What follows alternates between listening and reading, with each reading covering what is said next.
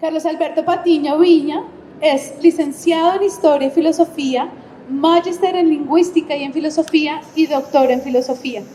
Se desempeña como profesor titular de la Universidad Nacional de Colombia, adscrito al Instituto de Estudios Políticos y Relaciones Internacionales e integrado al Instituto de Estudios Urbanos.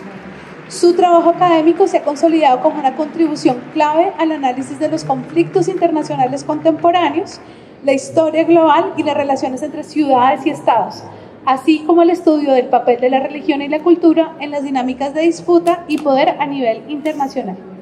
Además de su labor docente e investigativa, ha tenido una destacada participación en proyectos de divulgación y producción de conocimiento público. Dirigió la campaña institucional El Bicentenario de la Independencia de la Universidad Nacional de Colombia, que incluyó iniciativas multimediales como la colección Colombia, 200 años de identidad, 1810 al 2010, y la serie televisiva Hechos y Relatos de Nación, y el documental El País de los Mapas Inconclusos. Es autor y coautor de una amplia obra que aborda temas como la guerra, el orden mundial y los extremismos políticos. Y Alejandro Villegas Oyola, moderador, es comunicador social, periodista colombiano, y a mí me consta que es un gran apasionado de la historia, egresado de la Universidad de Manizales, con una amplia trayectoria en medios de comunicación nacionales. Ha desarrollado su carrera en importantes cadenas radiales como Caracol Radio, RCN Radio, donde se ha desempeñado como periodista, editor, productor general y director de contenidos. Su trabajo se ha enfocado en la cobertura de temas de actualidad nacional, análisis político, entrevistas y la producción de programas informativos y opinión. Ha combinado el ejercicio periodístico con la docencia, desempeñándose como profesor en la Universidad del Rosario, en áreas relacionadas con comunicación y radio. Su trayectoria ha sido reconocida con el Premio Simón Bolívar de Periodismo en mérito a la calidad y relevancia de su trabajo investigativo y narrativo. También ha incursionado en la escritura de crónicas y libros, reafirmando su interés por la historia, la memoria y el análisis de hechos de interés público. Así que bueno, les paso la palabra. Muchísimas gracias. Gracias a la introducción que nos hacía la doctora María Margarita, a todos por el esfuerzo, porque evidentemente un viernes a las 7 de la noche hablar de los conflictos globales, profesor Patiño, naturalmente no es fácil, o por lo menos en sano juicio, ¿no? Porque uno podría hablar de estos temas un viernes a las 7 de la noche acompañado de algo mejor, ¿no? Es una dosis un poco fuerte, claro que sí, Alejandro. Oiga, pero profesor, gracias de verdad. Yo les quiero recomendar particularmente, yo soy periodista, como lo contaba la doctora María Margarita, y yo no me he encontrado un libro en español tan completo como el que ha hecho el profesor Patiño para entender la dinámica de lo que ha ocurrido en Ucrania ya en 4 años, más de 4 años de esa incursión rusa, pero que además permite entender también lo que está ocurriendo de manera global en los conflictos que se terminaron detonando hace 4 años. Y el profesor Patiño, y yo creo que con esto desarrollamos la primera pregunta, profe Patiño, es cómo un conflicto aparentemente regional o una guerra regional que nos parecía improbable que un país, por mucha potencia que fuera como Rusia, hiciera una incursión militar de esas características en Ucrania. Y usted dice, estamos asistiendo, o por lo menos la génesis de esa incursión terminó derivando en otra guerra mundial. ¿Por qué lo analizó usted así de esa manera, profesor? Bueno, Alejandro, muchas gracias por la pregunta, muchas gracias a María Margarita y a la Fundación Dandara. Yo lo que digo es, yo no me atrevo tanto a decir que hay explícitamente una guerra mundial, pero se le parece mucho. Camina como guerra mundial, hace como guerra mundial, etc. Y es que hay un elemento que es muy importante, y es que cuando Rusia va a la guerra contra Ucrania con una alianza internacional que soporta el esfuerzo de guerra. Una alianza que es con Corea del Norte, con China, con Irán, lo que algunos han llamado el cuarteto autoritario, y de facto tenía o contaba ya con la presencia de Bielorrusia. Y eso convertía ya, digamos, a esta guerra de Rusia contra Ucrania en una guerra internacional que además marcaba un objetivo fundamental en contra del orden internacional. Es decir, Rusia va a la guerra con justo un grupo de países que están en contra del orden internacional y del orden basado en reglas y en esa estructura. Lo interesante es que, digamos, en esa perspectiva hay un trabajo que me interesó mucho y me ayudó mucho, que fue el trabajo de Christopher Clark, el historiador australiano experto en Alemania y sobre todo en la Primera y Segunda Guerra Mundial. Y Clark escribió un libro en sobre la Primera Guerra Mundial. se llama Sonámbulos, y Clark sostiene en ese libro, él se pregunta qué es lo que convierte a una guerra local en una guerra mundial. Y el trabajo de Clark es, digamos, muy claro en la respuesta, porque Clark termina diciendo la Primera Guerra Mundial arranca en una guerra ni siquiera regional, una guerra completamente local de irredentismo serbio dentro de Bosnia y Herzegovina, y que termina a partir de una serie de alianzas, la termina convirtiendo en una guerra mundial a partir del grupo de alianzas que se conforman y que van tomando posición frente a esa perspectiva, digamos, de la guerra. Esto me sirvió mucho en esta dirección de explicar lo que pasa frente a Ucrania, porque cuando Rusia va a la guerra en el año 2022, y esto es muy interesante, digamos, subrayarlo, es el momento más profundo de ruptura del orden internacional desde 1945, ni siquiera comparable con la guerra Irán-Irak, que estaba en el marco de la Guerra Fría, donde había una especie de capacidad de gobierno mundial entre la Unión Soviética y los Estados Unidos, y otras guerras de descolonización que fueron fundamentales, y eso hacía, digamos, marcaba una diferencia profunda frente a esta guerra. Del otro lado, Ucrania pues respondía con el apoyo de la OTAN, con el apoyo de la Unión Europea, que saben que no es lo mismo, y más de 34 democracias aparte de las de la Unión Europea. Esto era muy importante, entre otros, porque estaba en el gobierno de los Estados Unidos Joe Biden, un demócrata, que además que de alguna manera entendió, captó de forma muy clara, muy contundente, lo que significaba el desafío que estaba planteando Rusia en un proceso de reimperialización que es bastante, digamos, claro y definido. Luego, pues esto cambia un poco, me parece, un poquito a lo largo del último año, y que resulta ser contundente. Oye, usted lo explica muy bien, además de una forma muy detallada, porque todos pensamos esa noche, el 24 de febrero del 2022, que esto iba a ser un paseo, que de hecho le decían a Zelensky, váyase de Kiev, presidente, porque lo van a capturar y porque Kiev puede quedar en ruinas. Eso no sucedió, y hubo un error de cálculo por parte de Putin. ¿Por qué subestimaron tanto a Ucrania, profesor? Pues Kamala Harris y Emmanuel Macron le propusieron a Volodymyr Zelensky y a Dmytro Kuleba que se fuera de Ucrania, se estabilizara en París o en Londres y armara un gobierno en el exilio. El modelo que tenían era lo que había pasado con Polonia en la Segunda Guerra Mundial, que tuvo un gobierno en el exilio en Londres, y lo que, digamos, le plantean tanto a Kuleba, que era el canciller en ese momento, como a Zelensky, que salga y arme un gobierno en el exilio y dirija la guerra desde el exilio.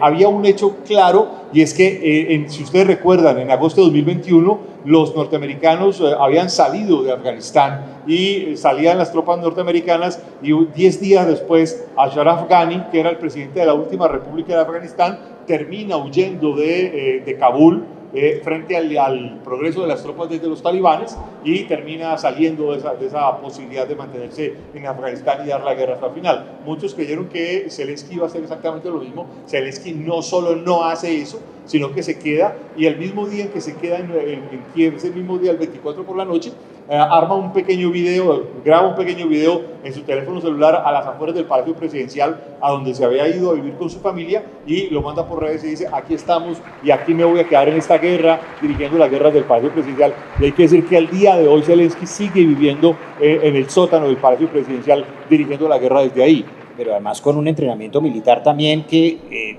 prácticamente desconocía Rusia, que tenían esos soldados ucranianos, ¿no? Claro, iba hacia allá, porque es que la primera fase de la guerra es la toma de la península de Crimea en 2014. Entonces, claro, lo que Ucrania hace entre 2014 y 2022 es cambiar doctrina militar, cambiar entrenamiento, comprar la mayor cantidad de equipos militares, que eran muy pocos que podía comprar, y los equipos que tenía y el material militar que tenía de origen soviético, pues los aprovechan fuertemente para oponerse a los rusos en su invasión, y resisten casi que todo el primer año con muy poco apoyo militar concreto de los norteamericanos.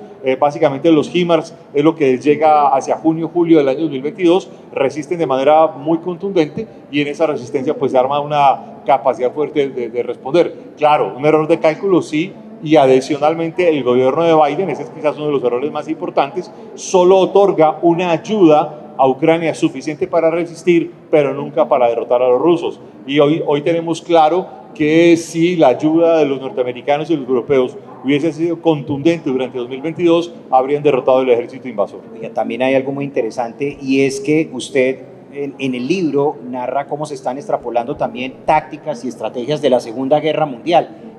luchas territoriales que terminan reeditándose en este conflicto del 2022. ¿Por qué, profesor? 2026, querrás decir. Del inicio del ya. 2022 y que está presente en ese conflicto de la invasión rusa. Hay digamos, varias cosas que son muy importantes. Es que, como lo explican, digamos, varios analistas, Rusia está en un proceso de reimperialización, es decir, de recuperar o de retomar territorios que considera que les son propios, de recuperar los territorios del imperio. Esto explica la guerra con Georgia en 2008, por ejemplo, explica las guerras en Chechenia, o explica el fortalecimiento de las zonas de combate alrededor de los países del Báltico, por ejemplo, u otras zonas más, y las aspiraciones a tener un control territorial abierto. En esto hay que decir que los polacos de forma reiterada han venido afirmando que la posibilidad de expansión de Rusia es real, es cierta, hasta el punto que hoy quizás quien tiene la mayor fuerza militar en Europa son los polacos, y eso les da, digamos, un papel contundente. Sin embargo, y aquí quiero aprovechar la pregunta de Alejandro para afirmar algo, y es que desde el inicio la guerra de Ucrania se plantea como una guerra de alcance global. ¿Por qué? Porque los socios, tanto los socios de Rusia como los aliados de Ucrania, están pendientes todavía hoy de lo que pasa en Ucrania, y aquí uno podría, aunque no es, digamos, de forma directa el tema, pero es evidente que tiene un impacto directo sobre la actual guerra en Irán. Hay un hecho que es muy interesante, es que los socios de Rusia estaban pendientes con lo que pasara. Para Corea del Norte es muy necesario y muy evidente lo que suceda para replantear la unificación o la guerra de reunificación con Corea del Sur. Esto explica las alianzas de defensa que ha tenido Corea del Norte con Rusia, el envío de tropas militares para adquirir experiencia en combate, el asunto de apoyar a Rusia con millones de municiones, de rondas de munición, con misiles y cosas parecidas, el papel de Irán con los drones Shahed, que fue una gran innovación en toda la guerra, los misiles iraníes, pero también el caso de China frente a Taiwán, y la venta de tecnología dual, tanto militar, de uso militar como de uso civil, que ha sido fundamental, y el apoyo diplomático y económico de China, que juega un papel importante. Usted se me está adelantando a otro de los capítulos del libro, profe Patiño. Oiga, pero se rompió de alguna manera ese equilibrio y casi que la neutralidad. Usted dice países como Suecia, Finlandia, terminaron pidiendo pista en la OTAN. Y eso también me lleva a preguntar, porque Trump ha intentado desmantelar esa alianza del Tratado del Atlántico Norte. ¿Es esa la almendra también que lleva a Putin a este escenario de esa incursión? La decisión de Ucrania de hacerse también como miembro de la OTAN. Bueno, Ucrania había aspirado a ser miembro de la OTAN, pero a Ucrania se le dejó claro desde el año 1994 que no sería miembro de la OTAN. Y por eso es que Clinton, digamos, forza a Ucrania a firmar el memorándum de Budapest de 1994, por el que Ucrania entregaba las armas nucleares le devolvía las armas nucleares a Rusia. Bueno, devolvía, entregara, no sabría cómo decirlo, porque en realidad no es que Ucrania les hubiera usurpado, les hubiera prestado, cosas parecidas.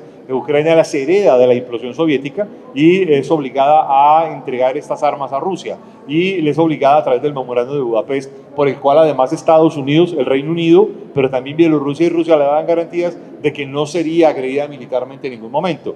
El memorándum sale de contexto básicamente en 1994, en 2014, con la invasión de Crimea, cuando Rusia invade y se queda con Crimea, y ahí muere el memorándum de Budapest. En ese contexto, digamos, es que hay que entender que Vladimir Putin todo el tiempo está diciendo la OTAN es un gran enemigo, la OTAN tiene una gran capacidad militar, la OTAN nos cerca, la OTAN nos rodea, pero lo que de fondo hay es que la OTAN no tenía la experiencia de combate. De hecho, todavía hoy, o incluso todavía más hoy, la OTAN está más desmantelada para enfrentarse a Rusia y no tiene la capacidad de hacerlo, entre otras cosas porque Trump, curiosamente, está en contra de la OTAN, la considera su enemigo más que su amigo o su aliado, cosas parecidas, y hay un desmantelamiento. Ahora, lo que sí es muy diciente es que un país como Finlandia, que había decidido desde la firma de la guerra de invierno en 1940 mantener una posición de neutralidad con respecto a Moscú, se mantenga neutral hasta el año 2022, y en el 2022 pasa a buscar el ingreso a la OTAN,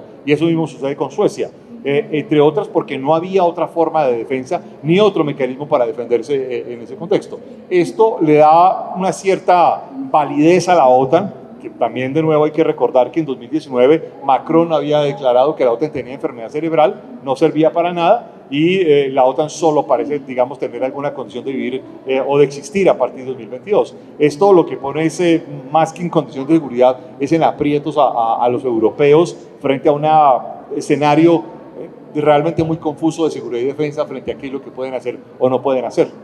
Oiga, profesor, y aquí entramos porque esa guerra de Ucrania terminó dinamizando otros conflictos. Ya usted está mencionando lo de Oriente Medio, incluso explica usted la incursión de Hamas en territorio de Israel y que detonó también esa guerra en Gaza, pero lo de África, y inevitablemente también aquí nos acordamos de cuando muchos presidentes africanos terminaron en el besamanos de Putin, y Putin haciendo alianzas comerciales, pero que evidentemente lo que ocultaba era esa injerencia, esa órbita que quería expandir por África y Oriente Medio. ¿Cómo nos los puede explicar de una manera mucho más detallada y cómo podemos entender incluso lo que está sucediendo hoy en Irán a raíz de lo ocurrido en febrero del 2022?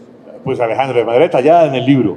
Aquí solo podré contar una historia, porque realmente lo que hace es que hay una de las escenas, si recordamos, en 2022 estábamos saliendo de la pandemia a nivel mundial, y digo estábamos porque prácticamente todo el mundo venía de estar encerrado en la pandemia durante 2 años, y uno de los primeros lugares más afectados con la guerra es África, porque se cierra el Mar Negro, se cierran las rutas de comercio de trigo y de cereal, tanto de Rusia como de Ucrania, pero Rusia, que tenía, digamos, la mayor fortaleza de armada en el Mar Negro, pues prácticamente impide la salida de los buques ucranianos con trigo, con centeno, con digamos, diversos cereales, y los países de mayor afectación son los africanos, entre otras razones porque los africanos, muchos de ellos, hay países que tienen hasta, digamos, demandas del 80% del trigo para poder subsistir del trigo importado. Esto trae una consecuencia,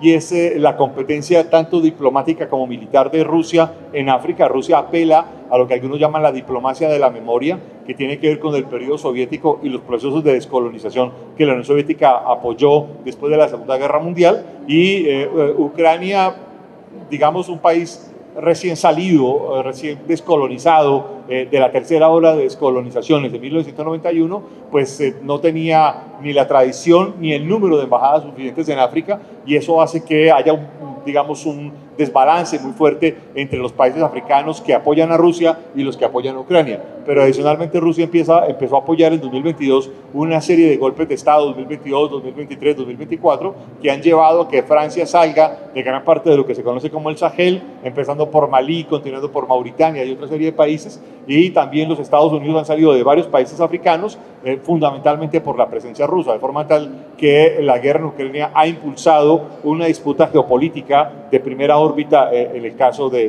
digamos, de la guerra Ucrania-Rusia, pero adicionalmente también en la guerra de Sudán.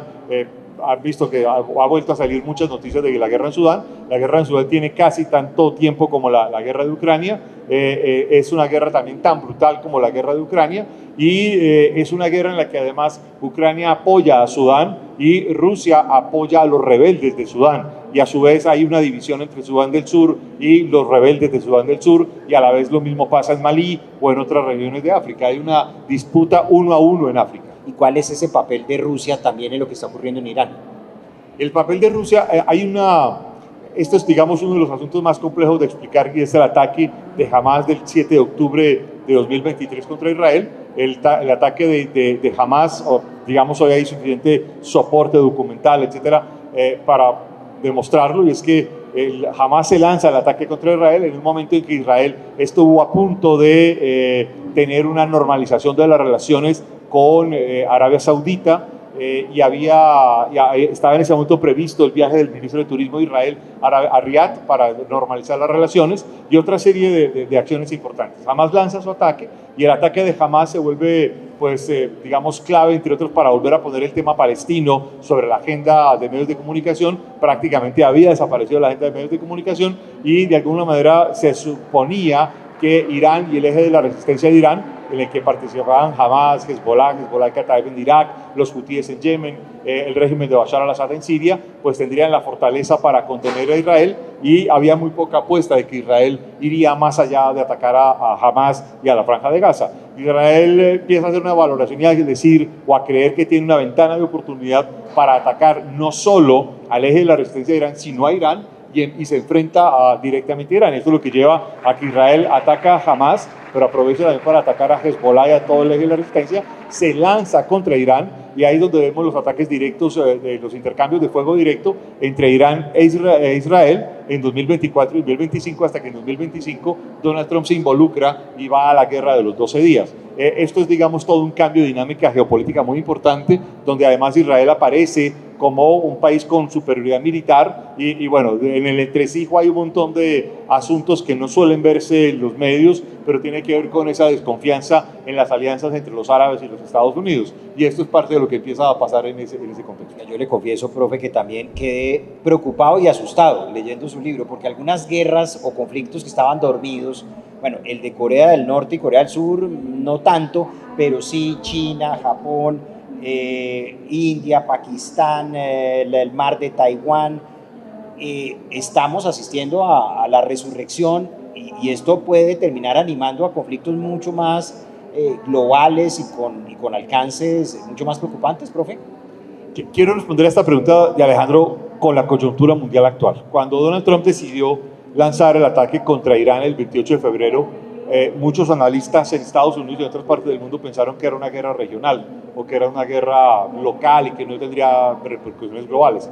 Esa era una perspectiva bastante limitada, porque el efecto de bloquear la distribución de petróleo, lo que implica el petróleo frente a la producción de fertilizantes, insumos, de todas las fuentes energéticas, pero también la capacidad de golpear, por ejemplo, la economía de los países árabes, y ahí está lo que ha pasado en Dubái, ha sido realmente demoledora.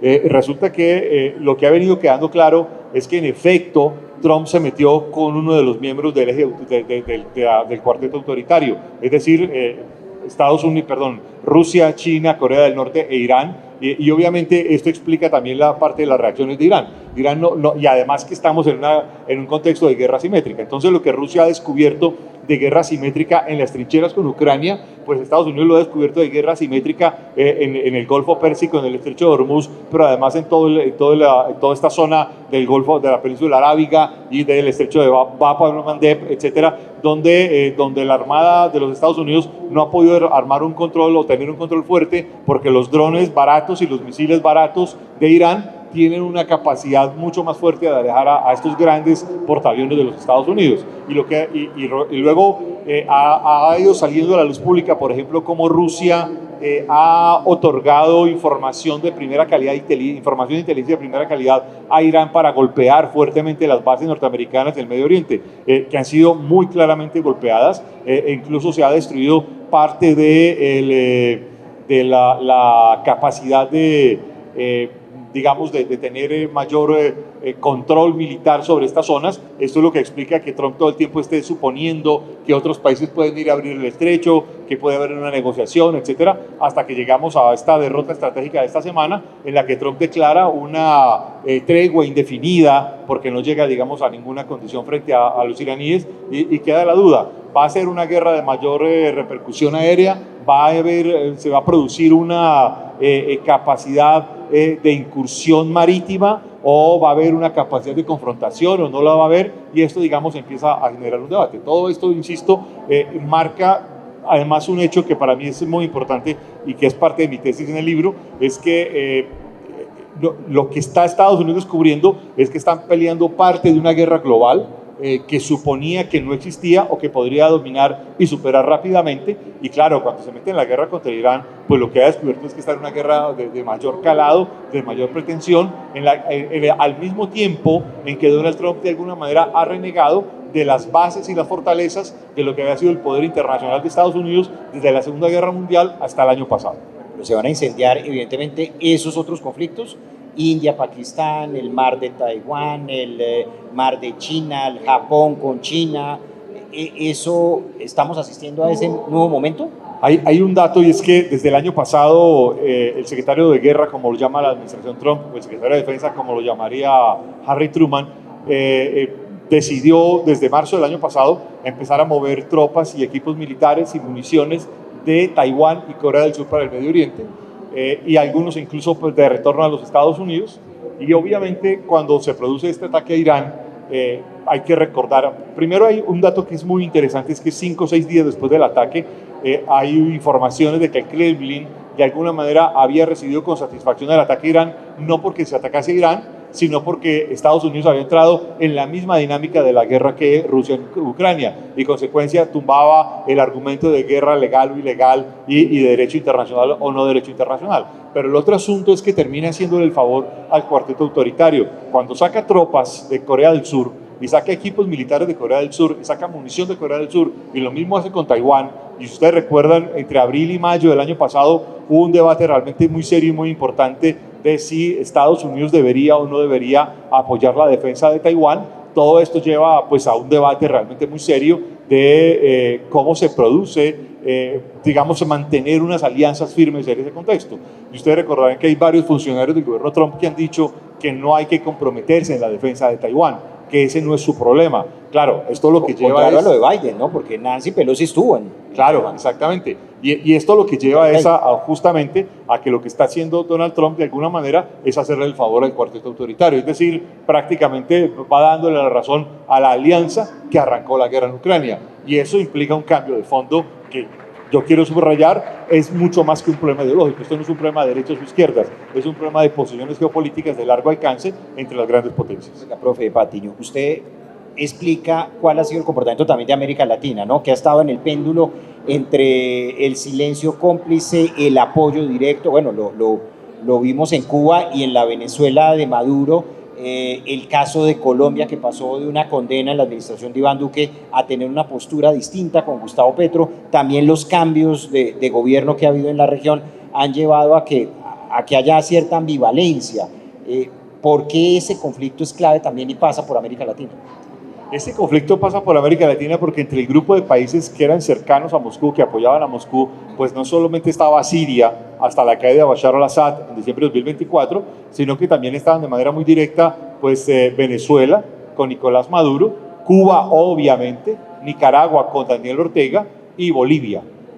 Y obviamente cuando se producen estos cambios, cuando la administración Trump decide capturar a Nicolás Maduro, pues hay un cambio de facto, digamos, de Venezuela en este contexto. Claro, un poco lo que hemos dicho en algunos debates sobre problemas internacionales. Justo esta semana estábamos haciendo algo parecido en un debate que había en Barranquilla, y es que pasamos del chavismo, del socialismo del siglo XXI al chavismo trumpista. Pero, ¿por qué lo digo de esa manera? Porque en Venezuela no ha habido un cambio de régimen, pero sí un cambio de alianzas globales de Venezuela. Y en ese cambio de alianzas globales, pues obviamente esto afecta también la relación y las dinámicas con Colombia. Hay una serie pues, de elementos que son importantes, hacia dónde van o cómo lo van a afectar, y cuáles son las posiciones que cada gobierno y cada capital asume con respecto a lo global.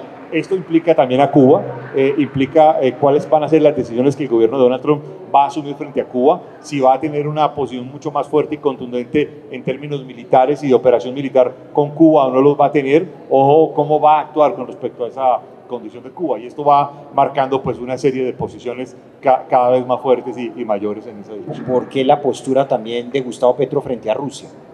Distinta a la de Iván Duque, evidentemente. Pues no sé, Alejandro, eso sí habría que preguntárselo a Gustavo Petro, pero lo que yo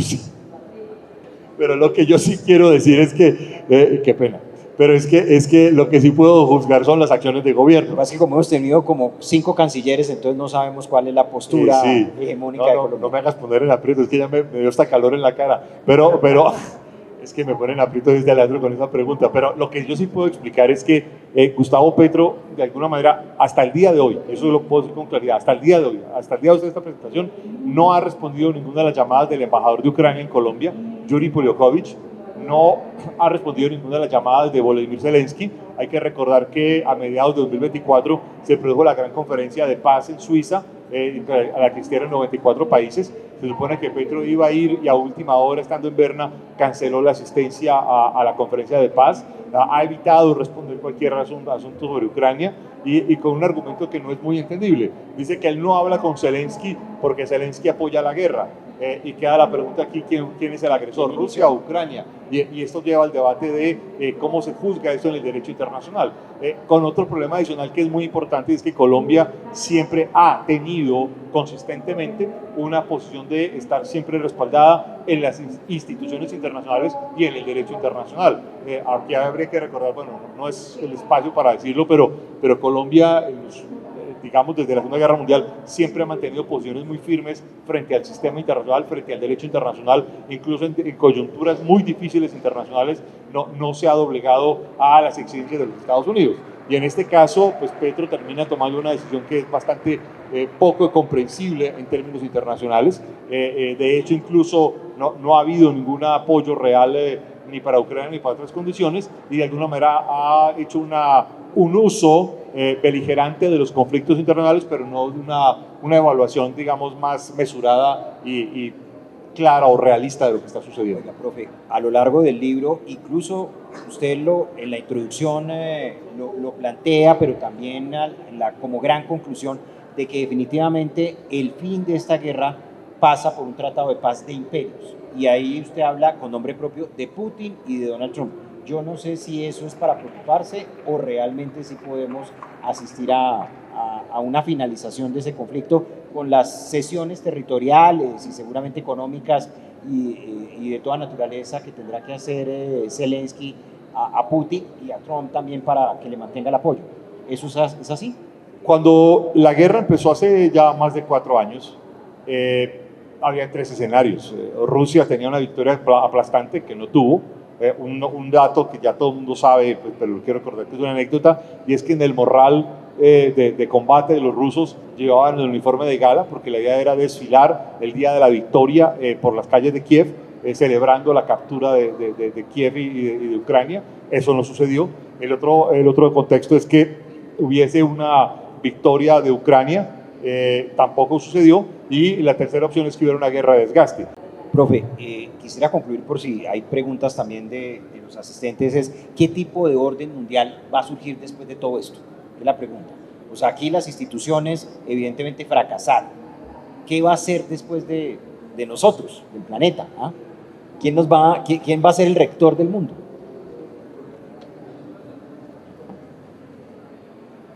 No, difícil. Está más fácil la de Petro.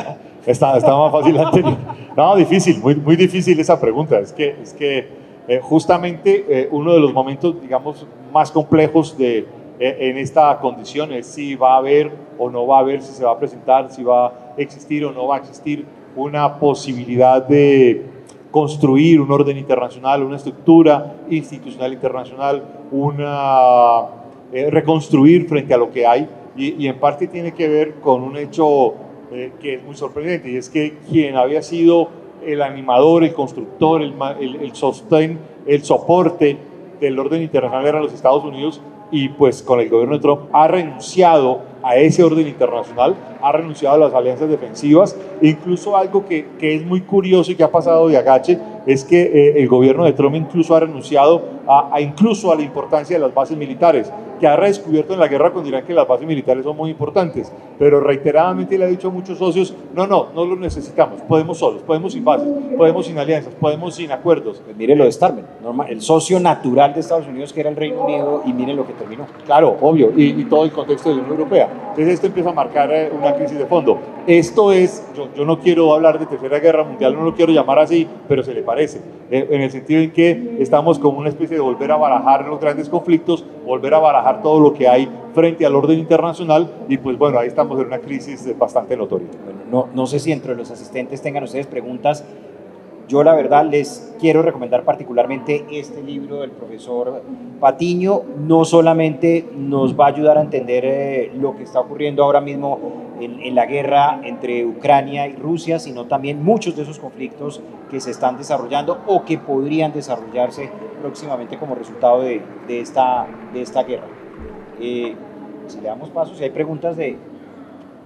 Bueno, perfecto. Mira. Muchísimas gracias, doctor Patiño, doctor Villegas. Por aquí creo que hay una pregunta. No, pero yo primero les doy las gracias Bueno, por muchas esta gracias, intervención y doctora después le María paso la palabra al público. Muchas Entonces, gracias. aquí José tiene una pregunta.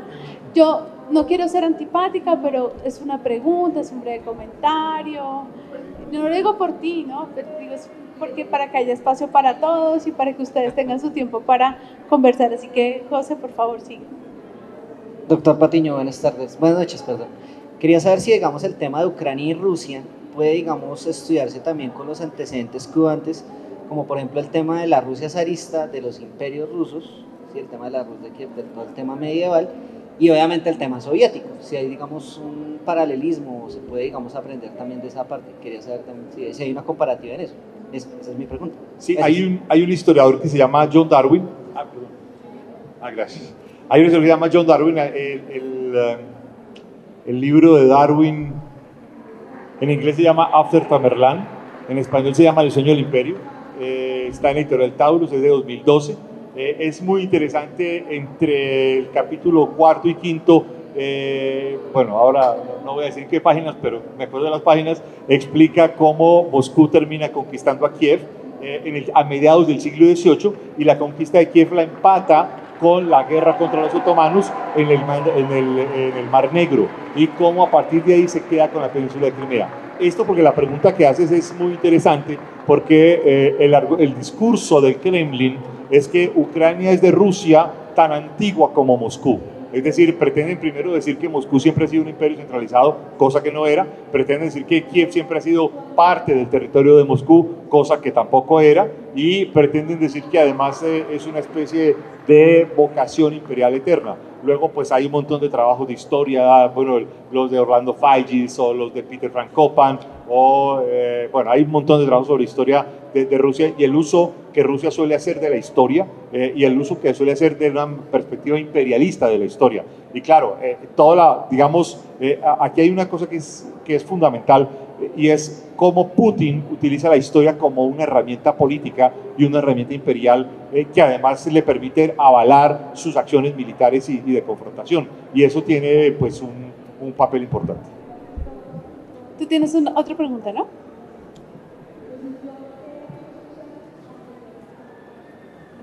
Hola Carlos, muchas gracias Alejandro, todo muy interesante. Mi pregunta de pronto va en otro camino. Yo quisiera saber, con estas tensiones políticas a nivel mundial, ¿cómo puede afectar la coyuntura de elecciones en Colombia? Quisiera saber si existe como algo que pueda afectar acá. Y no me refiero a candidatos o candidatas posibles que lleguen a las elecciones, sino que nos estamos enfrentando a un ambiente muy distinto de hace 4 años. Hace 4 años la gente estaba en las calles, marchando, como que había una tensión política distinta, y ahora se siente algo diferente. No sé si esta diferencia también responda a esto que está pasando en el exterior, a que el 2 de enero Trump se llevó al presidente de Venezuela. Como quiero saber también si todo... Sí, como que la sensación que tengo ahorita de que está tan distinta la coyuntura política en Colombia también puede influir a la presión de afuera. Buena pregunta, porque además siempre se habla cada 4 años de la influencia rusa en las elecciones en Colombia. Y de la de los Estados Unidos. No, Camila siempre hace preguntas difíciles de responder. Muy bien, Camila, por esa pregunta corchadora.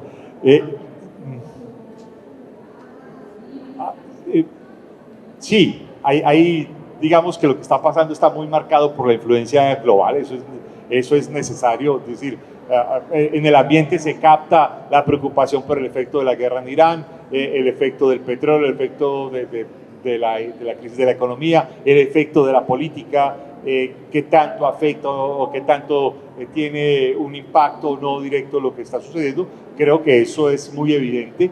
Creo que incluso en las ideas políticas que la sociedad empieza a valorar o no valorar, está teniendo un impacto realmente muy serio. Hemos todavía, creo, el calor y el fragor de las noticias y los debates electorales no nos permiten ver cómo se han modificado las ideas, pero sí hay una modificación de ideas políticas muy, muy sustancial. Aún es prematuro saber qué tanto y qué queda en pie o qué no queda en pie, o si esto va a ser lluvia de un día, pero hay un impacto real. y todo lo que ha sucedido en el mundo, pues mucho más de lo que creíamos hace 4 años. Todavía el mundo estaba bastante, digamos, no sé, como estable, por decirlo de alguna manera, y todavía muchos pensábamos, porque yo también creí en su momento, tengo que decirlo, que Ucrania no aguantaría más de 6 meses de la guerra contra Rusia, y que Rusia la arrasaría, y ya han pasado más de 4 años, más de 1.800.000 muertos, y sigue estando en pie, sigue aguantando, y hoy todo esto ha generado realmente un ambiente completamente distinto. Yo por eso decía hace un rato que esto no se puede interpretar al calor o al fragor de una interpretación ideológica simple como hablar de derechas o izquierdas. Esto es mucho más complejo, estamos en un ambiente mucho más difícil, mucho más dinámico, pero también con una serie de ideas políticas en las que curiosamente el siglo XIX vuelve a ideas políticas incluso de antes de la Primera Guerra Mundial vuelven a estar circulando, y esto tiene un impacto realmente contundente. Nos van a dejar encerrados. Una pregunta más y ya nos despedimos. Tenemos 5 minutos. Bueno, casi siempre hemos sabido que detrás de estos intereses políticos aparentes hay intereses económicos gigantescos. En ese sentido, ¿qué nos puede decir? Entre Estados Unidos y Rusia y, digamos, pensando en Irán y también en América del Sur. Sí, hay un hecho importante que en el caso de Ucrania tiene que ver, es que en el caso de Ucrania hay intereses económicos, sí, hay intereses minerales también, pero más que los intereses económicos o minerales hay un interés imperial. Imperial es recuperar los territorios, recuperar las poblaciones, ampliar las fronteras, y eso hace que allí lo económico quede muy supeditado a esos intereses políticos. Incluso en el caso de Irán, como ustedes saben, Estados Unidos no necesariamente se abastece del petróleo del Medio Oriente, pero tiene una condición de objetivos políticos más amplios, y creyó que esto pasaría de agache, que no tendría impacto económico mundial, y resulta que ha desatado una crisis económica mundial que en este momento no es claro cómo se va a contener. De hecho, si usted lee la última edición de The Economist de ayer, lo que está diciendo The Economist ayer es que los desastres de la economía parecen ser incontenibles, y que vamos a un periodo de alza de precios en todos los aspectos realmente muy, muy fuertes, hasta el punto que ya prácticamente las aerolíneas más importantes están empezando a anunciar subida de precios, cancelación de vuelos y limitación de líneas de movimiento. Esto lo que muestra es que estamos entrando a una crisis económica profunda por un claro error de cálculo geopolítico de las grandes potencias. Alejo, invítanos a cerrar este conversatorio, por favor. Yo los invito, la verdad, les insisto, de los buenos libros para entender lo que está ocurriendo en materia geopolítica, la del profesor Patiño. Por supuesto, los textos de él son de obligatoria lectura, pero este, de la guerra global invisible, vale la pena leerlo. Es muy detallado, es minucioso, es un libro evidentemente académico, pero nos permite entender también frente a lo que nos estamos enfrentando hoy por hoy. Así que, profe Patiño, gracias de verdad por haber escrito este libro para que podamos entender mejor lo que está ocurriendo hoy por hoy, y por supuesto gracias a ustedes también por habernos acompañado esta noche en esta conversación. Muchas gracias. Gracias, Alejandro. Muchas gracias a ustedes. Gracias, María.